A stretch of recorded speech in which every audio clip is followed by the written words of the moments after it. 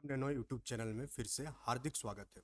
आज का क्लास आपका बहुत ही ज़्यादा इंटरेस्टिंग है और ये क्लास आपको समझना सबसे ज़्यादा इम्पोर्टेंट इसलिए है क्योंकि ये आपका एग्जाम में तो आएगा ही, साथ ही आप जिस ब्रह्मांड की पार्ट है उस पार्ट को आप समझने जा रहे हैं कि आखिर ब्रह्मांड होता क्या है, ब्रह्मांड का निर्माण कैसे हुआ है और ब्रह्मांड से जुड़े वे सारे इंपॉर्टेंट फैक्ट्स जो आपके एग्जाम में पूछे जा सकते हैं, उसी के बारे में ये सारा क्लास है।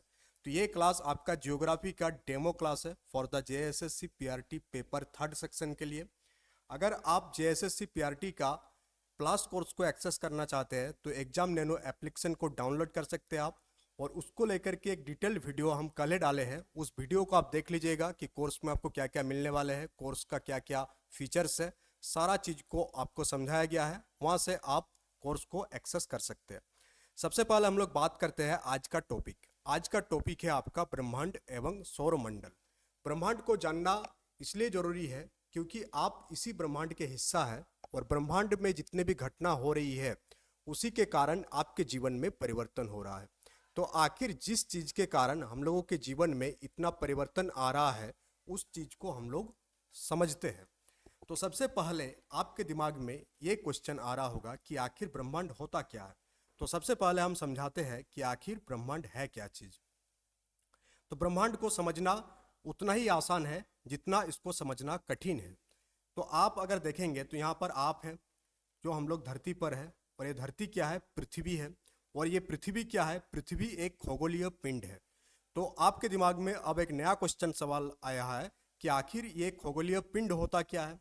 तो खगोलीय पिंड या आकाशीय पिंड या सेलेस्टियल बॉडीज उस बॉडीज को कहा जाता है जिसका निर्माण हुआ है प्राकृतिक रूप से। और इन सारे बॉडीज या इन सारे पिंड का जो निर्माण है मनुष्यों ने नहीं किया है, या मनुष्यों के द्वारा इसका निर्माण करना असंभव है। इसमें क्या क्या शामिल है, जिसमें जैसे कि तारा हो गया यानी कि स्टार्स, ग्रह यानी कि प्लेनेट हो गया, जितने भी प्राकृतिक उपग्रह है ये सारे आपका खगोलीय पिंड है। जब आप रात में आसमान में आकाश की ओर देखते हैं तो आपको क्या दिखाई देता है, आकाश आपका पूरा का पूरा ब्लैक दिखाई देता है और उसी के बीच में छोटे छोटे स्टार्स दिखाई देता है। तो ये सारे स्टार आपका सेलेस्टियल बॉडीज है और इन सारे स्टार्स के बीच में कुछ खाली जगह होता है। तो हम लोग ये कह सकते हैं कि ब्रह्मांड क्या है कि जितने भी सेलेस्टियल बॉडीज है प्लस जो स्पेस यानी कि अंतरिक्ष है, दोनों को जब मिला देंगे तो हम लोगों के पास क्या आ जाएगा, हम लोगों के पास पूरा ब्रह्मांड आ जाएगा। यानी सेलेस्टियल बॉडीज प्लस स्पेस ये दोनों चीजें मिल करके यूनिवर्स की निर्माण करती है। ये डायग्राम आप देख पा रहे होंगे, यहाँ पर इस डायग्राम में समझाने के प्रयास किया गया है कि यूनिवर्स आखिर है क्या। यूनिवर्स का जो डायमीटर है वो अनंत है, यानी कि आप उसका शुरुआत फाइंड नहीं कर सकते हैं, और यूनिवर्स कहाँ पर एंड होती है ये भी आप फाइंड नहीं कर सकते हैं। और अभी तक ऐसा अनुमानित है कि ब्रह्मांड की जो आयु है वो 13.7 बिलियन ईयर्स है, और जो हम लोगों का सोलर सिस्टम है इसकी जो आयु है वो 4.5 अरब वर्ष पुराना है। और ये दो डाटा आपको याद रखना है, ब्रह्मांड की अनुमानित आयु और सौरमंडल की अनुमानित आयु यानी कितना पुराना है। ये आपका डिफरेंट एग्जाम में अभी तक पूछा जा चुका है कि पृथ्वी की अनुमानित आयु क्या है, ब्रह्मांड की अनुमानित आयु क्या है, और सौरमंडल की अनुमानित आयु क्या है। तो यहाँ से आपको ये समझ में आया कि आखिर ब्रह्मांड होता क्या है। क्लियर हो गया आपका कि खगोलीय पिंड और अंतरिक्ष मिलकर ब्रह्मांड की निर्माण करती है, जिसका पार्ट हम लोग खुद है। अब हम लोग आगे बढ़ते हैं, आगे की स्लाइड में हम लोग बात करेंगे कि ब्रह्मांड की आखिर उत्पत्ति किस प्रकार हुई। तो ब्रह्मांड की उत्पत्ति को लेकर के समय समय पर बहुत सारे सिद्धांत आए और उन सारे सिद्धांत में सुधार आता गया, और आज के डेट में जो सिद्धांत मान्य है वो है आधुनिक सिद्धांत। सबसे पहले हम लोग समझेंगे कि ब्रह्मांड की उत्पत्ति के जो प्रारंभिक सिद्धांत दिए गए थे साइंटिस्ट की ओर से वो क्या क्या थे और उसमें क्या बात किया गया। अब आपके दिमाग में ये आ रहा होगा कि ये आपका पीआरटी का पेपर है तो क्या ये सब पूछा जा सकता है। तो हाँ, बिल्कुल आपका पूछा जा सकता है, क्योंकि आपका सिलेबस पे मेंशन है कि आपका जो लेवल रहेगा क्लास 12 लेवल तक का क्वेश्चन आपसे पूछा जा सकता है। बट ये जो टॉपिक है जैसे कि ब्रह्मांड की उत्पत्ति, ब्रह्मांड की उत्पत्ति के बारे में सिद्धांत, ये सारे टॉपिक आपके इंटरेस्ट पैदा करने के लिए बहुत ही ज़्यादा इंपॉर्टेंट है। अगर हम डायरेक्ट रॉक साइकिल आपको पढ़ाने लगेंगे, पहाड़ पर्वत पढ़ाने लगेंगे जियोग्राफी में, तो आपको समझ में नहीं आएगा या आपके अंदर इंटरेस्ट पैदा नहीं होगा। जहाँ से शुरुआत हुई थी वहाँ से अगर हम लोग शुरुआत करेंगे तो आपका इंटरेस्ट जो है फर्स्ट डे से बनेगा और लगातार आपका इंटरेस्ट बना रहेगा उस सब्जेक्ट में, और उस सब्जेक्ट में आप मास्टरी हासिल कर लेंगे। किसी भी सब्जेक्ट में पकड़ बनाने के लिए यही कॉन्सेप्ट आपको भी अपनाना है कि पहले शुरुआत से आपको पढ़ना है। तो सबसे पहले हम लोग पढ़ रहे हैं ब्रह्मांड के बारे में और ब्रह्मांड की उत्पत्ति कैसे हुआ था। जब ये सारे टॉपिक आपको समझ में आ जाएगा तो बाकी के जितने भी ज्योग्राफी के टॉपिक है वो बहुत ही आसान लगेगा आपको। तो ब्रह्मांड की उत्पत्ति के बारे में जो प्रारंभिक सिद्धांत है उसमें सबसे पहला नाम आता है टॉलमी का, जो कि 140 ईस्वी में दिया था। और टॉलमी क्या बताए थे कि पृथ्वी जो है ब्रह्मांड का केंद्र है। आपको समझ में आ रहा है कि पूरा ब्रह्मांड है और उस ब्रह्मांड का पृथ्वी ही एकमात्र ऐसा जगह है जो कि ब्रह्मांड का सेंटर पॉइंट है, जो कि आज प्रूफ हो गया कि गलत है, बट उस टाइम इसको मान्य कर लिया गया था। यह माना जाता था पहले कि हम लोगों का जो पृथ्वी है ये पूरा का पूरा ब्रह्मांड का केंद्र है। ये आपको पृथ्वी दिख रहा है और इसी पृथ्वी के चारों ओर पूरा का पूरा ब्रह्मांड फैला हुआ है। ये आपका टॉलमी के द्वारा प्रस्तावित किया गया। फिर आपका जो जियोसेंट्रिक थ्योरी 16th सेंचुरी में आया और ये थ्योरी आपको दिया गया जोहान्स केपलर के द्वारा, जिसमें ये बताया गया कि प्रत्येक ग्रह जो है, जितने भी प्लेनेट है, ये सूरज के चारों ओर एक अंडाकार पथ यानी कि एक इलिप्टिकल पथ में चक्कर लगा रहे हैं और ये जो सूरज है दीर्घवृत्त के किसी एक केंद्र पर स्थित है। यानी जोहान्स केपलर के द्वारा जो जियोसेंट्रिक थ्योरी दिया गया पृथ्वी की उत्पत्ति के बारे में, उसमें ये बोला गया कि ये जो अपना सूरज है ये क्या है, सेंटर में है और इसके चारों ओर जितने भी प्लेनेट है, जितने भी ग्रह है, ये सारे क्या लगा रहे हैं, चक्कर लगा रहे हैं। ये आपका हो गया केपलर के द्वारा दिया गया भूकेंद्रिक सिद्धांत, जिसे हम लोग जियोसेंट्रिक थ्योरी के नाम से जानते हैं। आपसे एग्जाम में पूछा जा सकता है कि 16th सेंचुरी में जियोसेंट्रिक थ्योरी किस वैज्ञानिक के द्वारा दिया गया, तो जोहान्स केपलर के द्वारा प्रस्तावित है ये। और जोहान्स केपलर क्या बताए कि ये प्रत्येक ग्रह यानी एवरी प्लेनेट वो सूरज के चारों ओर एक इलिप्टिकल पाथ में चक्कर लगा रहे हैं। तो ये 2-3 पॉइंट आपको याद रखना है एग्जामिनेशन पॉइंट ऑफ व्यू से। तो यहाँ से आपको जोहान्स केपलर का जियोसेंट्रिक थ्योरी समझ में आ गया। टॉलमी के द्वारा जो थ्योरी दिया गया कि पृथ्वी ब्रह्मांड का केंद्र है, ये भी समझ में आ गया। यहाँ कोई दिक्कत आपको नहीं है। कोई भी दिक्कत होगा कमेंट बॉक्स में कमेंट कीजिएगा और एप्लीकेशन में जब लाइव क्लास होगा उस टाइम आप लाइव भी हम पूछेंगे तो आप लोग बताइएगा, क्योंकि ये डेमो सेशन चल रही है इसलिए हम इसको लाइव नहीं करा रहे हैं due to the network issue. और डेमो में थोड़ा बहुत ही ज़्यादा चीज़ों को हमको बताना है, यूट्यूब में भी डेमो हो रही है, इसलिए इसको हम लोग क्या कर रहे हैं, डायरेक्ट कमेंट के माध्यम से आपका सॉल्यूशन करने की कोशिश कर रहे हैं। हम लोग आगे बढ़ते हैं और आगे आपका सिद्धांत आता है हेलियोसेंट्रिक सिद्धांत, जिसे हम लोग इंग्लिश में कहते हैं हेलियोसेंट्रिक थ्योरी। आपसे एग्जाम में पूछा जा सकता है कि हेलियोसेंट्रिक थ्योरी किस साइंटिस्ट के द्वारा दिया गया, तो हेलियोसेंट्रिक थ्योरी जो है आपका कॉपरनिकस के द्वारा दिया गया। इसको थोड़ा मोटा कर लेते हैं, ठीक है। हेलियोसेंट्रिक सिद्धांत आपका 1343 में किसके द्वारा प्रस्तावित है, ये किसके द्वारा दिया गया, कॉपरनिकस के द्वारा हेलियोसेंट्रिक थ्योरी दिया गया।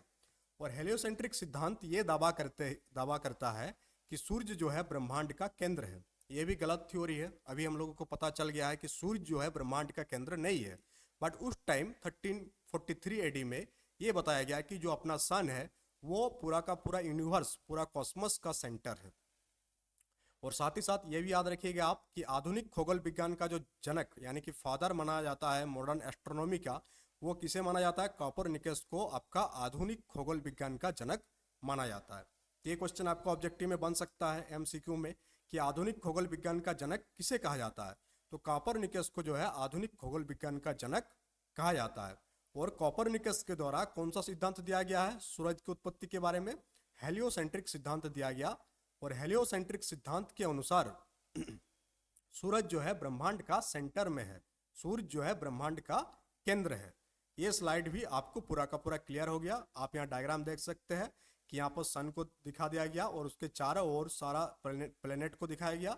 बट कॉपरनिकस ये बताए थे कि सूरज ब्रह्मांड का केंद्र है, यानी कि इसके चारों ओर ब्रह्मांड, सूरज के चारों ओर क्या फैला हुआ, पूरा का पूरा ब्रह्मांड फैला हुआ है, जो कि गलत साबित हुआ बाद में। यानी ये थ्योरी भी आपका गलत साबित हो गया है आज के डेट में। हम लोग आगे बढ़ेंगे और आगे जैसे जैसे एडवांस होता गया साइंस, तो 1805 में आपका एक ब्रिटिश खगोल शास्त्री थे जिसका नाम था हर्शल। और हर्शल ने दूरबीन का प्रयोग किया। किसका प्रयोग किया, दूरबीन का प्रयोग करके ये बताया, सौरमंडल का अध्ययन किया और यह निष्कर्ष निकाला कि ये जो सौरमंडल है ये आकाशगंगा का केवल एक छोटा सा हिस्सा है। पूरा का पूरा जो सौरमंडल है ये मिल्की वे आकाशगंगा का पार्ट है। और 1805 में हर्शल ने ये बताया कि ये जो आपका सोलर सिस्टम है, जिसे हम लोग समझते हैं कि पूरा ब्रह्मांड का केंद्र है, ऐसा नहीं है। ये एक बहुत ही छोटा सा हिस्सा है, बहुत ही छोटा सा हिस्सा है किसका? आकाशगंगा यानी कि मिल्की वे का। जो कि सही थ्योरी साबित हुआ ये कि हाँ सही बात है कि हम लोग ब्रह्मांड के सेंटर में नहीं है, यानी कि जो सोलर सिस्टम है वो ब्रह्मांड के सेंटर में नहीं है, बल्कि सोलर सिस्टम मिल्की वे का एक छोटा सा पार्ट है, एक छोटा सा हिस्सा है। फिर 1925 का समय आता है और एडविन पी हबल नामक एक अमेरिकी खगोल शास्त्री ने यह बताया कि ब्रह्मांड का जो व्यास है, ब्रह्मांड का जो डायमीटर है वो 2.5 अरब प्रकाश वर्ष है। और यहाँ पर बहुत सारा आकाशगंगा है, यानी कि ऐसा नहीं है कि सिर्फ और सिर्फ ब्रह्मांड में एक ही आकाशगंगा या 2 या 3 आकाशगंगा है, जबकि ऐसा माना जाता है कि ब्रह्मांड में अनंत आकाशगंगा है। और हम लोगों का जैसा सोलर सिस्टम एक को दिखने को मिलता है, ऐसा हजारों लाखों करोड़ों में सोलर सिस्टम प्रेजेंट हो सकता है पूरा का पूरा ब्रह्मांड में। यहाँ आपके इंग्लिश में यही चीज़ लिखा हुआ है, इंग्लिश वाले इंग्लिश को देख लेंगे, हिंदी वाले हिंदी को देख लेंगे। नोट्स आपको दोनों लैंग्वेज में आपको प्रोवाइड किया जा रहा है। हम लोग आगे बढ़ते हैं और आगे हम लोग देखते हैं कि कैसे कैसे डेवलपमेंट हुआ है। फिर 1974 में स्टीफन हॉकिंस, जिसका हाल ही में डेथ हुआ, क्या बताया कि ब्लैक होल का जो रेडिएशन होता है, ब्लैक होल में जो रेडिएशन होता है उसको स्टडी करके कुछ प्रस्ताव रखा। फिर आपका ब्राह्महिर जो 6ठी शताब्दी में, आप सोचिए कि 6th सेंचुरी एडी में ही ब्राह्महिर जो कि एक इंडियन खगोल शास्त्री थे, भारतीय ज्योतिष शास्त्र या खगोल शास्त्री हम लोग कह सकते हैं, उसने क्या कहे थे, प्रतिपादन किए थे एक नियम, ये बताए थे कि चंद्रमा जो है, अपना जो चांद है, ये पृथ्वी के चारों ओर घूमता है। ये अपना पृथ्वी है और इसके चारों ओर कौन चक्कर लगाता है? अपना जो चांद है चंद्रमा, जो कि एक प्राकृतिक उपग्रह है पृथ्वी का। और पृथ्वी का एकमात्र प्राकृतिक उपग्रह आपका है मून, चंद्रमा। और ये किसकी चक्कर लगाता है? ये पूरा का पूरा पृथ्वी का चक्कर लगाता है। और साथ ही साथ ये भी बताए थे अपना जो पृथ्वी है ये सूरज का चक्कर लगाता है। पृथ्वी किसका चक्कर लगाता है? सूरज का, जो कि आज के डेट में प्रूव हो चुकी है कि हाँ ये सही था। और ये कब बताए थे? 6th सेंचुरी एडी में बताए थे। आप समझ सकते हैं कि यानी कि 600 के आसपास के टाइम पीरियड में ये बात ब्राह्महिर बता के चले गए थे। और बाद में अंग्रेज वाले साइंटिस्ट लोग आते हैं और डिफरेंट डिफरेंट नियम देते हैं। बट 600 शताब्दी में, सॉरी 6th सेंचुरी में ये बात ब्राह्महिर बता के चले गए थे कि चंद्रमा जो है पृथ्वी के चारों ओर घूमता है और पृथ्वी जो है सूरज के चारों ओर घूमती है। ये आपका क्लियर हो गया। अब हम लोग आगे बढ़ेंगे और आधुनिक सिद्धांत को देखेंगे। आधुनिक सिद्धांत में आता है बिग बैंग थ्योरी। क्या है? Big bang theory. ये आपसे पूछा जा सकता है कि बिग बैंग थ्योरी किसने दिया?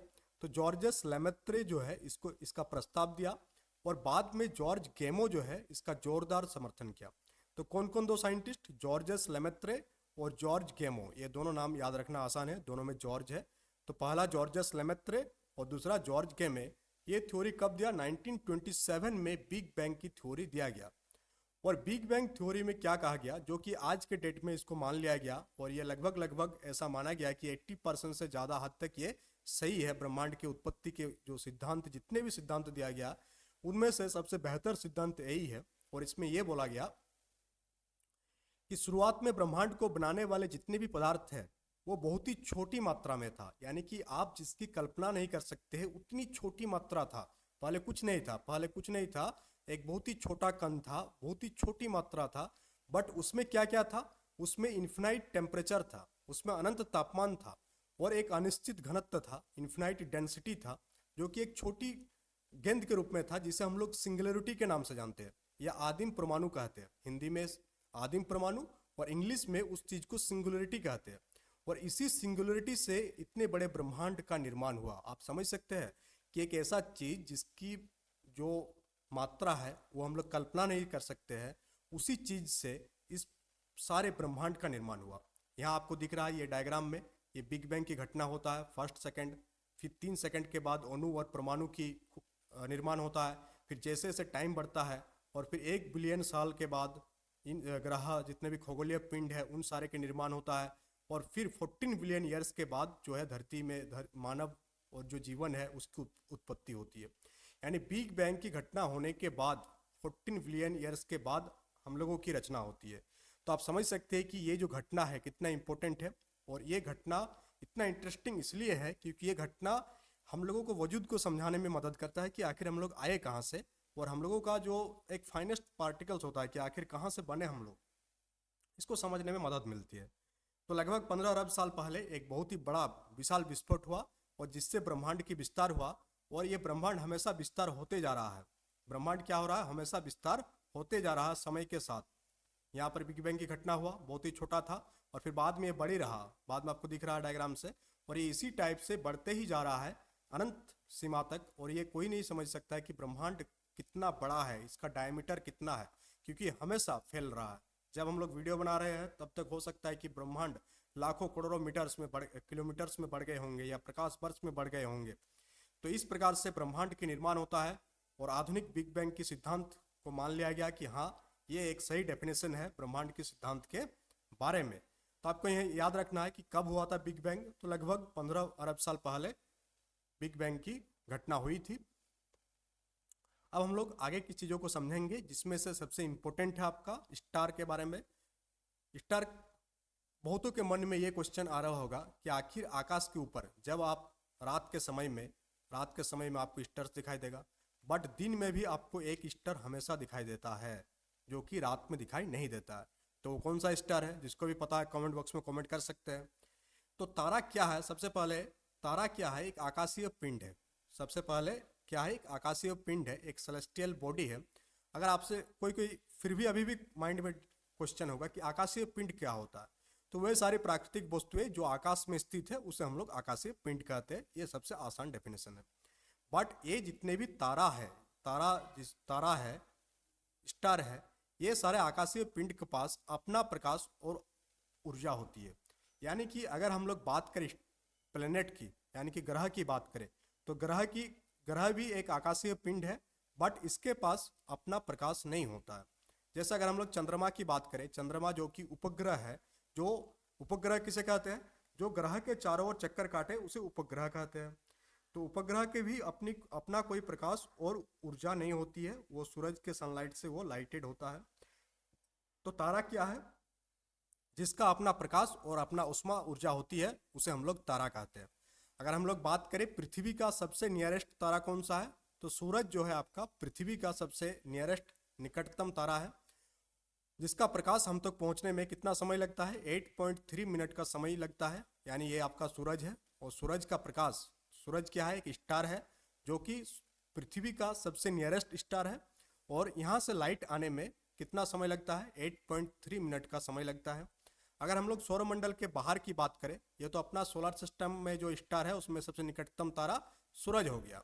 बट अगर हम लोग सौरमंडल के बाहर चले जाए, तो सौरमंडल से परे सबसे जो नियरेस्ट स्टार है वो है आपका प्रोक्सिमा सेंचुरी, और ये आपका मोस्ट इम्पोर्टेंट टॉपिक है। प्रोक्सिमा सेंचुरी आप जरूर याद रखिएगा, एनसीईआरटी में भी इसको डिस्कस किया गया है। आपसे एग्जाम में पूछा जा सकता है क्वेश्चन कि सौरमंडल से बाहर या सौरमंडल से परे पृथ्वी का सबसे निकटतम तारा कौन सा है, तो सौरमंडल से परे सबसे निकटतम तारा जो है वो है आपका प्रोक्सिमा सेंचुरी, जो कि 4.3 प्रकाश वर्ष दूर है। तो इस स्लाइड से आपको क्या क्या चीजें पता चली, सबसे पहले पता चली आपको कि तारा क्या होता है। तारा वैसा आकाशीय पिंड है जिसका अपना लाइट और अपना हीट एनर्जी होता है, और सूरज का सबसे नियरेस्ट, सूरज जो है नियरेस्ट स्टार है अर्थ से। अगर हम लोग अपना सोलर सिस्टम की बाहर बात करें, तो सबसे निकटतम जो तारा है वो है आपका प्रोक्सिमा सेंचुरी, जो कि 4.3 प्रकाश वर्ष दूर है। ये आपको क्लियर हो गया। नेक्स्ट अगर हम लोग बात करें कि तारे कौन कौन किस किस चीज से, तारा का निर्माण किस किस चीज से हुआ है, तो मेनली अगर हम लोग देखें प्राइमरीली, तो तारा जो है हाइड्रोजन से बना हुआ है।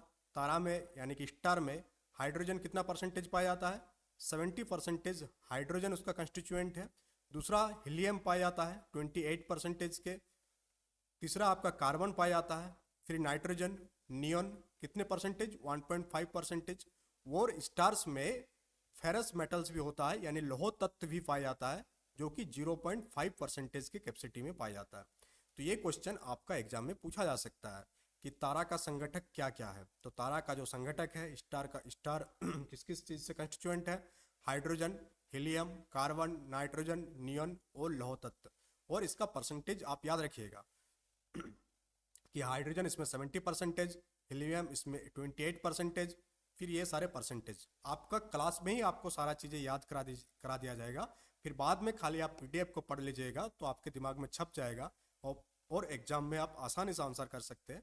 और अगर कोई चीज़ आपको याद नहीं आता एग्जाम में तो आप उसको एलिमिनेट करके भी क्वेश्चन को आप सही कर सकते हैं, जो कि हम लोग क्लास में आगे डिस्कस करेंगे कि एलिमिनेशन मेथड से भी आप जीके वाले क्वेश्चन को कैसे सॉल्व कर सकते हैं। तो यहाँ पर और एक डाटा दिया हुआ है यहाँ पर कि सौरमंडल के बाद जो है पृथ्वी का सबसे निकटतम तारा कौन सा आपका प्रोक्सिमा सेंचुरी है। और प्रोक्सिमा सेंचुरी को जो परिक्रमा कर रहे हैं, एक ग्रह परिक्रमा कर रहा है जिसका नाम है प्रोक्सिमा सेंचुरी बी, जो कि पृथ्वी के समान है। यानी आप ऐसा कल्पना कर सकते हैं कि ये अपना सोलर सिस्टम है या सन है और ये एक दूसरा सोलर सिस्टम है जहाँ पर एक तारा है जिसका नाम है प्रोक्सिमा सेंचुरी। और इस प्रोक्सिमा सेंचुरी के चारों ओर एक प्लेनेट चक्कर लगा रहा है जिसका नाम है Proxima Centauri b. Proxima Centauri b नाम है। और ये जो प्रोक्सिमा सेंचुरी बी प्लेनेट है ये किसके समान है? अपना जो पृथ्वी है उसी के समान है। अगर हम लोग प्रोक्सिमा सेंचुरी के बाद बात करें कौन सा निकटतम तारा है पृथ्वी से, तो सिरियस। और सिरियस के बारे में एक दिन हम लोग एमसीक्यू क्वेश्चन भी डिस्कस किए थे कि सिरियस को और किस नाम से जाना जाता है। तो सिरियस को हम लोग डॉग स्टार के नाम से भी जानते हैं। और ये क्वेश्चन आपका DSSSB का PRT एग्जाम में पूछा जा चुका है कि सिरियस को और किस नाम से जाना जाता है। तो सिरियस को हम लोग डॉग स्टार के नाम से भी जानते हैं।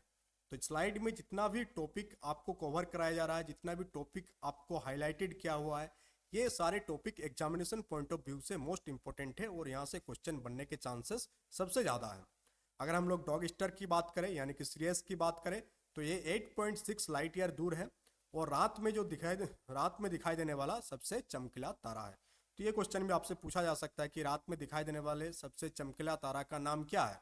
तो वह है आपका सिरियस, जिसे हम लोग डॉग स्टार के नाम से जानते हैं। अब आप आसानी से आंसर कर सकते हैं और बाकी बच्चों से आप आगे निकल जाएंगे। इस टाइप के टॉपिक आपको पढ़ना होगा एग्जाम में, तब जाके आपका एग्जाम क्लियर होगा। और जीके आपको इतना मजबूत बना दिया जाएगा कि आप भी क्लास ले सकते हैं जीके का। अब हम लोग जब तारा के बारे में समझे तो तारा मंडल बिना समझे हम लोग आगे बढ़ेंगे नहीं। तो तारा मंडल आखिर है क्या? सिंपल ही है। यहाँ पर आपका एक तारा है, फिर एक तारा है, फिर एक तारा है, ऐसे हजारों लाखों करोड़ों तारा है। और इन तारों के समूह को हम लोग जब एक पैटर्न बना देते हैं तब हम लोग उसे कहते हैं तारामंडल। तब हम लोग क्या कहते हैं उसको? तारामंडल। जैसे यहाँ पर आपको एक तारामंडल दिख रहा है जिसे हम लोग क्या कहते हैं? सप्तऋषि तारामंडल, और इंग्लिश में कहा जाता है उर्सा मेजर। उर्सा मेजर को आप देखेंगे तो यहाँ पर आपका 7 स्टार है, 7 स्टार है, 4, 5, 6 और 7। और इस टाइप से यहाँ हम लोग एक पैटर्न बना दिए और ये सातों स्टार्स का नाम 7 ऋषियों के नाम पर रखा गया है, जैसे मरीचि, वशिष्ठ हो गया।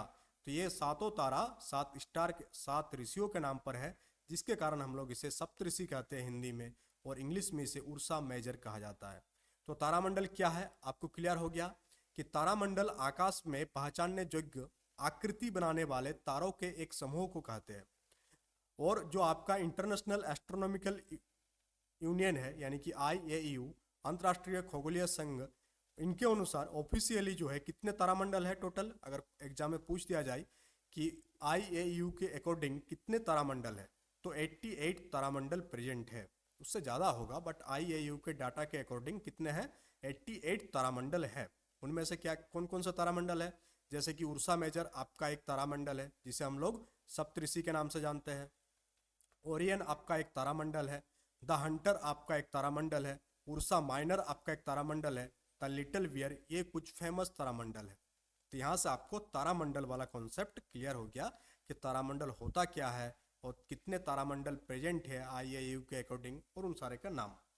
अब हम लोग सेशन में आगे बढ़ते हैं। सेशन अच्छा लग रहा है तो सेशन को लाइक कीजिएगा, कमेंट बॉक्स में कमेंट कीजिएगा, और अगर आपको जेटेट मेंस का प्लस कोर्स लेना है तो आप एग्जाम नैनो एप्लीकेशन को डाउनलोड कर लीजिएगा। अब हम लोग आते हैं अपना सोलर सिस्टम में, जिसका हम लोग बेसब्री से इंतजार कर रहे हैं। तो सोलर सिस्टम की अगर हम लोग बात करें तो सोलर सिस्टम में हम लोग जानते हैं कि सूरज जो है वो सोलर सिस्टम का सेंटर में प्रेजेंट है। आपको डायग्राम दिख रहा है कि सोलर सिस्टम का सेंटर में क्या प्रेजेंट है? आपका अपना सूरज प्रेजेंट है। उसके बाद कितने ग्रह प्रेजेंट है? टोटल 8 ग्रह। बट पहले की किताबों में आपको 9 ग्रह देखने को मिलेगा। बट 2006 में, कब ये डेट आप याद रखिएगा, ये पूछा जा सकता है एग्जाम में, कि प्लूटो को कब जो है ग्रहों की सरणी से बाहर किया गया? तो 2006 में अंतर्राष्ट्रीय खगोलीय संघ ग्रह के लिए एक नया डेफिनेशन तैयार किया और उस नए डेफिनेशन में प्लूटो की जो स्थिति है, परिस्थिति है, वो फिट नहीं हो रहा था, जिसके कारण प्लूटो को ग्रह के श्रेणी से निकाल दिया गया और कौन सा ग्रह बना दिया गया? उसको आपका डॉर्फ प्लैनेट बना दिया गया। क्या बना दिया गया? डॉर्फ प्लैनेट के श्रेणी में रख दिया गया। तो आज के डेट में अगर हम लोग बात करें, टोटल सोलर सिस्टम में टोटल ग्रह की संख्या 8 है। बहुत को ये कंफ्यूजन हो सकता है कि ग्रह बाहर हो गया सोलर सिस्टम से, सोलर सिस्टम में ही है, बट हम लोगों के डेफिनेशन से बाहर हो गया, ग्रह की डेफिनेशन से बाहर हो गया। ऐसा ना कि वो सोलर सिस्टम से बाहर कहीं भाग गया, सोलर सिस्टम से कहीं नहीं भागा। यहाँ आपको दिख रहा है, ये है प्लूटो, आपका प्लूटो। प्लूटो सोलर सिस्टम से बाहर नहीं गया, बट कि ये जो यूनियन है, अंतर्राष्ट्रीय खगोलीय संघ, इसकी जो परिभाषा है ग्रह की, उस परिभाषा से बाहर चला गया और डॉर्फ प्लैनेट की श्रेणी में रख दिया गया। और ये कब रखा गया? 2006 में रखा गया। अगर हम लोग 8 ग्रहों की बात करें तो कौन कौन सा ग्रह आपका? बुध हो गया, शुक्र हो गया, Prithvi, Mangal, Brihaspati, Shani, Uranus, Neptune. English में इसका नाम थोड़ा सा अलग अलग है, आप याद रख लीजिएगा। Mercury, Venus, Earth, Mars, Jupiter, Saturn, Uranus and Neptune, ये सारे आपका सौरमंडल का पार्ट है। सिर्फ और सिर्फ ग्रह ही पार्ट है ऐसा नहीं है, और भी बहुत सारा चीजें, बहुत सारे खगोलीय पिंड, बहुत सारा आकाशीय पिंड सौरमंडल का पार्ट है, जिसके बारे में आपको जानना है, समझना है, तभी जाके आप ब्रह्मांड को बहुत ही बेहतर समझ सकते हैं। और क्या क्या है? जैसे कि अपना ग्रह है और अपना ग्रह के चारों ओर चंद्रमा है, और ये चंद्रमा क्या है? प्राकृतिक उपग्रह है जो पृथ्वी का चक्कर काट रही है, तो ये भी तो सोलर सिस्टम का पार्ट है। तो ग्रह के साथ साथ उनके उपग्रह हो, बहुत सारे बौने ग्रह, जैसे कि हम लोग प्लूटो की बात किए, डॉर्फ प्लैनेट, बहुत सारे क्षुद्र ग्रह जैसे कि एस्ट्रॉयड्स, बहुत सारे उल्काओं और कॉमेट्स यानी धूमकेतु, ये सारा आपका सौरमंडल का पार्ट है। और ये सूरज के चारों ओर चक्कर लगा रहा है और मूविंग पोजीशन पर है, यानी सब कोई मूव कर रहा है। तो यहाँ आपको क्लियर हो गया कि आखिर सोलर सिस्टम है क्या, सौरमंडल में क्या क्या चीज पाया जाता है और यह सारी चीजें फंक्शन कैसे करती है। अब हम लोग आगे बढ़ते हैं। सेशन बहुत ही जानदार लग रहा है, आप कमेंट बॉक्स में कमेंट जरूर कीजिएगा आज के सेशन के बारे में, लाइक कीजिएगा सेशन पसंद आ रहा तो, क्योंकि लाइक करने से मोटिवेशन बना रहता है। और आपके लिए डेली क्लासेस तो एग्जाम नैनो चैनल में चलेगा, और एप्लीकेशन में भी प्लस कोर्सेज का जो आगाज है वो शुरू कर दिया गया। आप ही लोगों के रिक्वेस्ट के आधार पर शुरू किया गया कि यहाँ जो है एक सिस्टमाइज वे में JSS CPRT का बैच लाया जाए, जो कि आप लोगों के सामने है। और बहुत ही जल्द जो है 6 to 8 का भी बैच हम लाने की प्लानिंग कर रहे हैं, जिसमें आपको टेस्ट सीरीज और आपका SST वाला पार्ट, 6 to 8 का SST का पार्ट, SST का बैच आपको एग्जाम नैनो चैनल में देखने को मिलेगा। अगर मुझे मैथ और साइंस का हाई लेवल का टीचर मिलता है, यानी ऐसा टीचर, आपको कंटेंट जो मिलेगा क्वालिटी कंटेंट मिलेगा, वैसा टीचर जो PhD कर रहा है या MSc वगैरह किए हैं, नेट वगैरह क्वालिफाइड है, तब जाके आपका एग्जाम नैनो चैनल में आपको उन सारे टीचर को देखने को मिलेगा आपके सामने।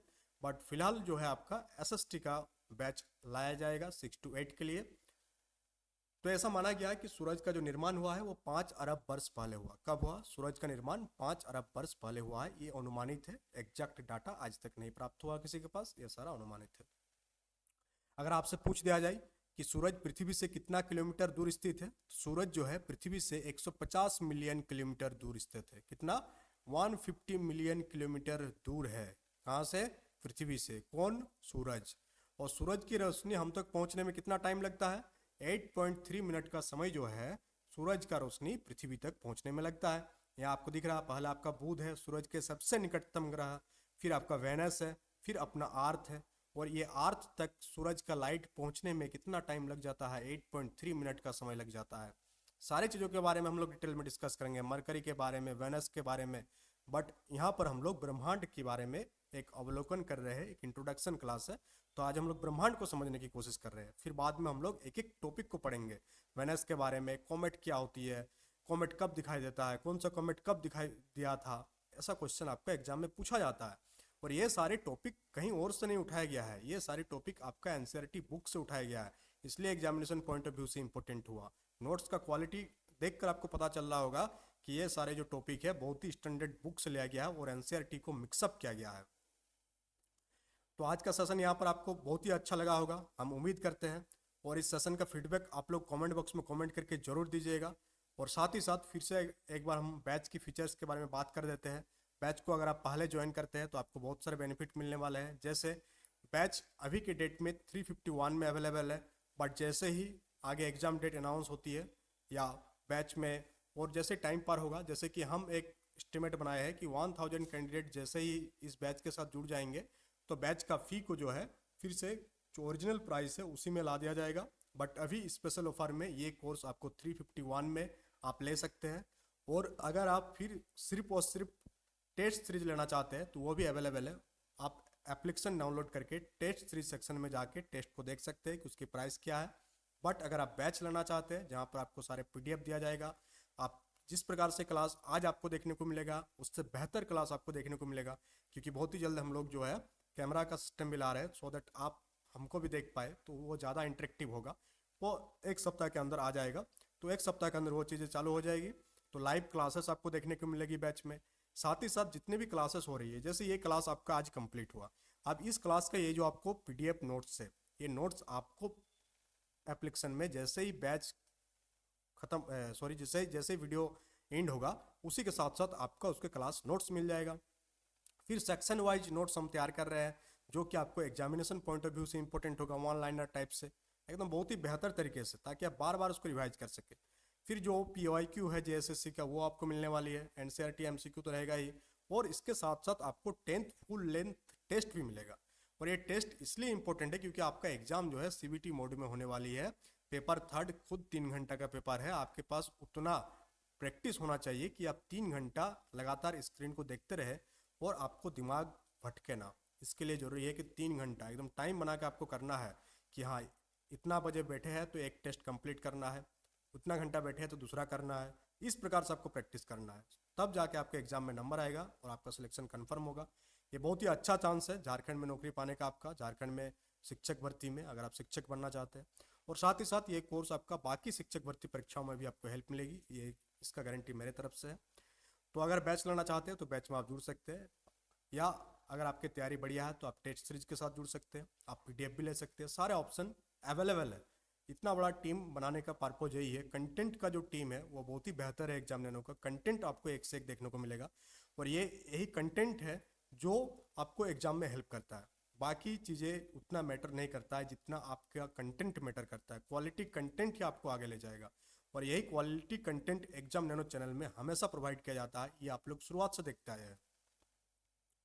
तो चलिए आज इतना ही, फिर मिलते हैं कल एक नेक्स्ट डेमो क्लास में जिसमें हम लोग नेक्स्ट साइंस या मैथ की बात करेंगे, और फिर जिसको भी बैच लेना होगा वो बैच को एक्सेस कर सकता है। That's all for today, thank you for running the session.